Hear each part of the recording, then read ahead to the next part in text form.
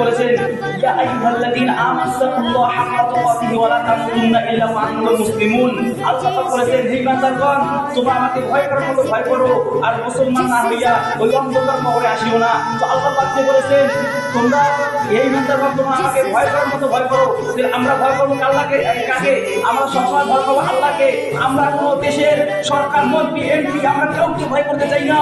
আমরা শুধু একমাত্র ভয় করবো আল্লাহকে।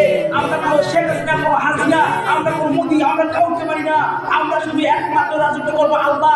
আল্লাহর দিন কায়েম হবে। এই ইসলাম কামে বাংলাদেশের মধ্যে কেউ যদি এই ইসলাম বাধা দিতে আসে ইসলামের মধ্যে, তাদের কল্যাণ থেকে আমরা হাতে নেব। কে কে রাজি আছেন? 72 টাকা।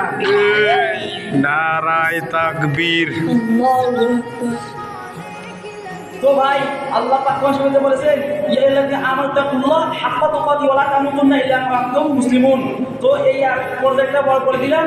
এরপরে কথা আছে যে মুসলমান না হয়ে অন্ধকার কবরে আসিও না। আমরা মুসলমান আছি, আবার আল্লাহ পাক আমাদেরকে বলেছেন, তোমরা মুসলমান না হয়ে অন্ধকার কবরে আসিও না। তো ভাই, আমরা মুসলমান হতে আমাদের কি করতে হবে? শেখ হাসিনা গোলামি করতে হবে? কখনো না। শেখ হাসিনা গোলামি করা যাবে না। শেখ হাসিনা গোলামি করলে আল্লাহ পাকের গোলামি করা হবে না। আমি একটা কথা স্পষ্টভাবে বলতে চাই, আজকে যারা বাংলাদেশে এখনো আওয়ামী লীগ আছে, তারা ভালো যদি চান, তোরা যদি ভালো চাস, তাহলে আগে ভাগে তোরা বাংলাদেশ ছাড়, নয়তো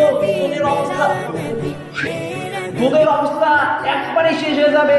ও বাংলার মুসলমান, তোদেরকে আমি একটা কথা জানিয়ে দিয়ে যাই, আমি একটা মেসেজ আপনাদেরকে দিয়ে যাই। এখনো যারা আওয়ামী লীগ আছে, তারা যদি এখনো ভালো চায়, আমাদের দলে আসুক, নয়তো তাদের কথা আমরা ফেলাই দেবো। তোরা যদি ভালো চাস, এখনো ইসলামের পথে ফিরে আয়, এখনো সময় আছে, নইলে তোদের আমরা শেষ করে দেবো। কথা বলেন ঠিক কিনা?